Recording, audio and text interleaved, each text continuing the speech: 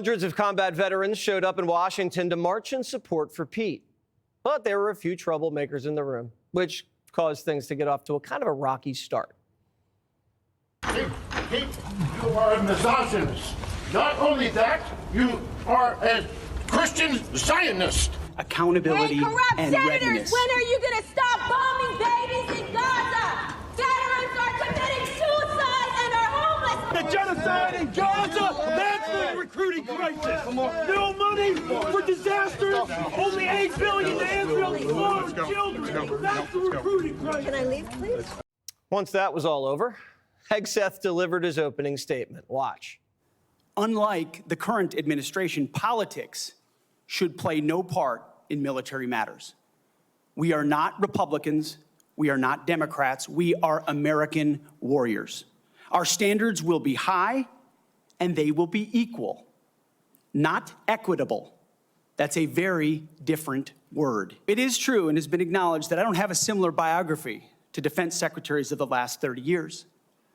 But as President Trump also told me, we've repeatedly placed people atop the Pentagon with supposedly the right credentials, whether they are retired generals, academics, or defense contractor executives. And where has it gotten us?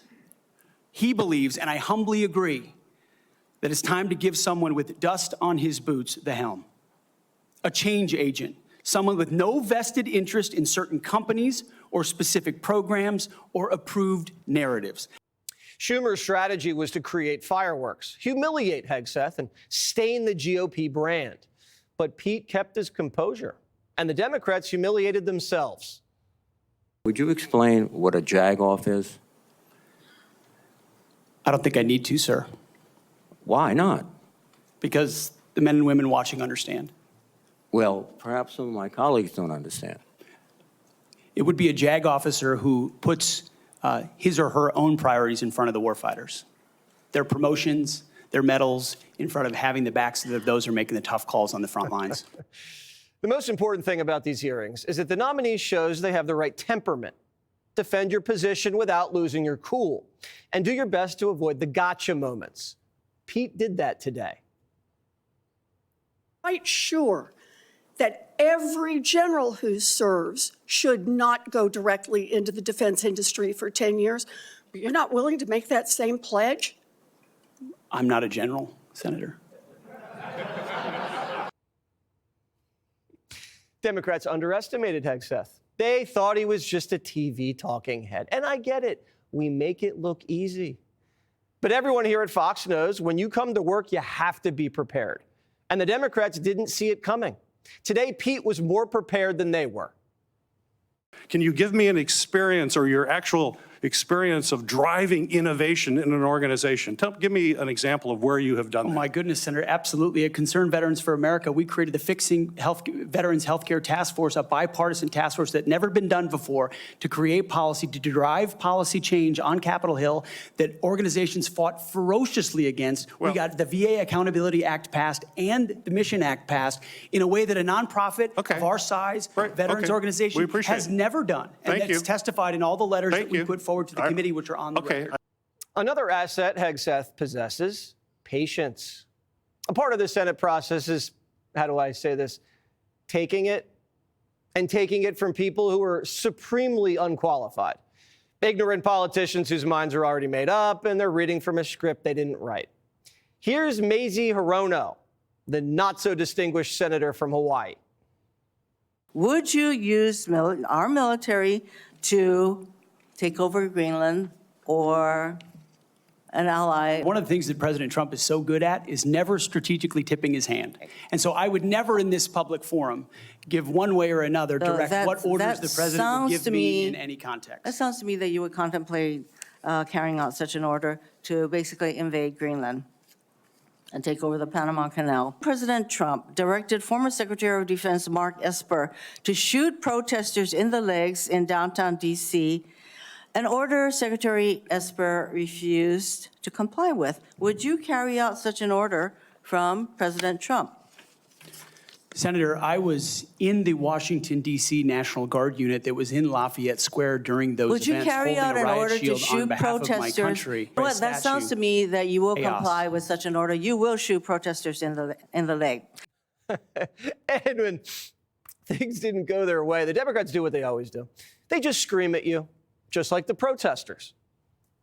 Have you led an audit of any organization? Yes or no? I don't want a long answer. Yes or no? Have you led an audit of any organization of which you were in charge? Senator, in both of the organizations I ran, we were always completely fiscally responsible. Yes or with the no? money Did that you we lead had. an audit? And the way yes my or leadership no? has Did you lead been an audit? stated Yes or has no? been completely What are you afraid of? You mischaracterized. can't answer this question. Yes or no? Did you lead an audit? Do you not know this answer?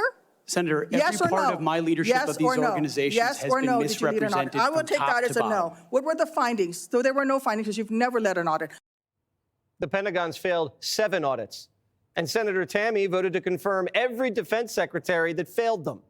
It's kind of funny to listen to these politicians lecture Pete about financial mismanagement when they've gotten us into $36 trillion in debt. She's got no business pointing fingers. And yeah, there was a lot more screaming.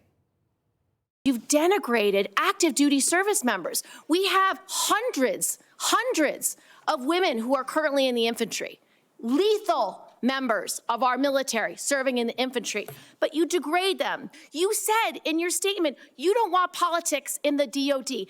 Everything you've said in these public statements is politics. I don't want women, I don't want moms. What's wrong with a mom, by the way? Once you have babies, you therefore are no longer able to be lethal. I mean, you're basically saying women after they have children can't ever serve in the military in a combat role. It's a silly thing to say. Now, Pete's used to women screaming at him. He's been on Outnumbered for years. Pete's one lucky guy. We've trained him well. Democrats didn't lay a glove on Hegseth all morning. This was 4 hours, no bathroom breaks. And Pete remained focused and professional under fire. Statements you said about people who have views differently than you, that we're the enemy. Are you saying that 50% of the DOD, if they hold liberal views or leftist views or our Democrats, are not welcome in the military? Are you saying that? Senator, I volunteered to deploy to Afghanistan under Democrat President Barack Obama. I also volunteered to guard the inauguration of Joe Biden, but was denied the opportunity to serve because I was identified as an extremist by my own unit for a Christian tattoo. Democrats became so cliche that at one point, Tim Kaine basically asked, when did you stop beating your wife? Did you ever engage in any acts of physical violence against any of your wives? Senator, absolutely not. But you would agree with me that if someone had committed physical violence against a spouse, that would be disqualifying to serve as Secretary of Defense, correct? Senator, absolutely not have I ever done that. You would agree that that would be a disqualifying offense, would you not? Senator, you're talking about a hypothetical. I don't think it's a hypothetical. Violence against spouses occurs every day. I didn't know Tim Kaine felt that strongly about domestic violence, because he served years in the Senate next to a guy who slapped his wife around. Democrat Senator Tom Carper from Delaware, Joe Biden's buddy, cold-cocked his spouse. He tried to hide it and then was forced to admit it. Quote, "Did I slap my wife 20 years ago? Yes. Do I regret it? Yes. Would I do it again? No." So according to Tim Kaine, slapping your wife's disqualifying if you're the defense secretary, but if you're a U.S. senator, not really. Tim Kaine was almost VP. He was Hillary's VP, who waged war against dozens of women who accused her husband. Then Kaine went after Pete's character. Listen. You had just fathered a child 2 months before by a woman that was not your wife. Can you so casually cheat on a second wife and cheat on the mother of a child that had been born 2 months before? Senator, her child's name is Gwendolyn Hope Hegseth, and she's a child of God, and she's 7 years old. And she was, and you cheated on the mother of that child less than 2 months after that daughter was born, didn't you? Those were false charges. If infidelity is a crime, then you'd have to put everyone in D.C. in prison. It wasn't that long ago the Democrats were telling the government to get out of our bedrooms. Now Timmy wants to get inside of Pete's, have a little look-see. Didn't the Democrats say your private life has nothing to do with public office? Didn't they say that during Lewinsky? Congress has a secret slush fund to settle sex harassment lawsuits against the members. There's hundreds of NDAs that Congress doesn't want you to see. But the senator from Virginia, still on his high horse. Many of your work colleagues have said that you show up for work under the influence of alcohol or drunk. I know you've denied that, but you would agree with me, right, that if that was the case, that would be disqualifying for somebody to be Secretary of Defense. Senator, those are all anonymous false claims. At this point, Republicans on the committee had had enough of the hypocrisy. Watch. The senator from Virginia starts bringing up the fact that what if you showed up drunk to your job? How many senators have showed up drunk to vote at night? Have any of you guys asked them to step down and resign from their job? And don't tell me you haven't seen it, because I know you have. And then how many senators do you know have got a divorce before cheating on their wives? Did you ask them to step down? No. But it's for show. You guys make sure you make a big show and point out the hypocrisy because the man's made a mistake. And you want to sit there and say that he's not qualified? Congress opened up a cantina. You could order booze, wine, beer. Up to your office, Nancy Pelosi's little waitstaff would bring it up to you. Morning, noon, and night. Bottle service, basically. The liquor lobby, one of the most powerful outfits in Washington. It's how legislation gets passed. And they're throwing stones? Democrat staffers shot a gay porn video in the Senate hearing room, probably the same Senate hearing room that Kane was just speaking from. And Democrats think they're more well-behaved than Hegseth. These members lied about serving in Vietnam, lied about their race to get a job at Harvard. Pete doesn't have anything to be ashamed of. He's a brave man who's grown up and changed. But what's driving Democrats so crazy is that Pete's not business as usual. They don't care about booze and sex. Those are just political attacks. What Democrats are really up to is they're defending the status quo. Navy can't build ships. Army can't recruit. After 20 years in Afghanistan, no one was fired. The Democrats don't want accountability, but accountability is coming. There's been no accountability for the disaster of the withdrawal in Afghanistan. And that's precisely why we're here today. Excuse me. Is that leadership has been unwilling to take accountability. It's the time to restore that to our most senior ranks. We have too many people here in air-conditioned offices that like to point fingers at the guys in dark and dangerous places, the gals in helicopters in enemy territory who are doing things that people in Washington, D.C. would never dare to do. We won World War II with 7 four-star generals. Today we have 44 four-star generals. There's an inverse relationship between the size of staffs and victory on the battlefield. We don't need more bureaucracy at the top. We need more warfighters empowered at the bottom. The sources say the Trump team feels good about how the hearing went. Pete performed well under pressure, and that means a lot when you want to run the Defense Department. And everybody watching at home saw the energy Pete brings to the table, the youth factor. The younger generation's ready to do things differently. And Pete can be that spark to revive the military, boost recruitment, and clean house. Towards the end of the hearing, he was asked the most important question. And when he answered, got a little emotional. Why do you want to do this job? What drives you? You have 30 seconds. Because I love my country, Senator, and I've dedicated my life to the warfighters. People see me as someone who hosts a morning show on television.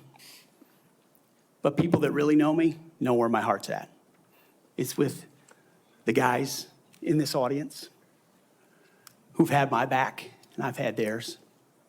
We've been in some of the darkest and most difficult places you can ever be in. You come back a different person. And only by the grace of God am I here before you today. I'm doing this job for them. Will Kane joins me now, and he's got a new show, The Will Kane Show. Premieres January 21st at 4 o'clock. What was it like watching your former co-host out there? Pride. Knockout, not a TKO, KO. You saw on display the difference in quality of human being out there willing to put their life on the line for this country. You have on one hand the Mazie Hironos and the Tim Kaines. On the other hand, you have Pete Hegseth. And yes, he was prepared and patient and eloquent, and he put on a great performance. But Jesse, do you know why he's capable of making a great performance? It is true, because you and I and he, we've done this for a living. We speak publicly. It's what we do. But it's something more than that. It's because everything he had to say didn't have to be a performance. It's authentic. He believed it. He's principled. I know this man. You know this man. He was asked a couple things, Jesse, I just want to say about priorities. First of all, personal priorities. He said, God, family, country. It's easy when you know where you're grounded. You're not ever going to be put on the spot. You're not going to be flustered. You know your priorities. And for this job and what he offers to the United States of America, he knows the priorities. The lethality of the United States military. He'll never be flustered. He won't be confused on the job. He's grounded. He's principled. The way the Democrats attacked him today, what does that tell you about the next 4 years? Well, I guess it's a precursor, Jesse, perhaps to the next couple of days, what we'll see in other confirmation hearings. Performance, showmanship, mudslinging, Tim Kaine, wallowing, squatting in a pigsty, throwing mud. And I expect we'll probably see something similar as we go forward when it comes, of course, to Donald Trump. You'll see obstinance that will try to get in the way of what will be a golden age of America. I truly believe that we're on the precipice of something special in America. And they will do everything in their way to stand, I don't know, I guess for the status quo, I guess for the military-industrial complex, I guess for forever wars, I guess from change agents like Pete Hegseth, and everyone else nominated by Donald Trump.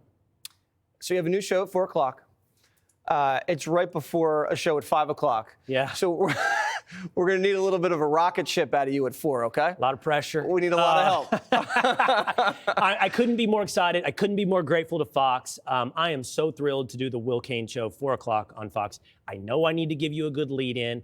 I've had good models. I've had good inspirations, and I just can't wait. Well, congratulations. You deserve Thanks, it. man. Thank you.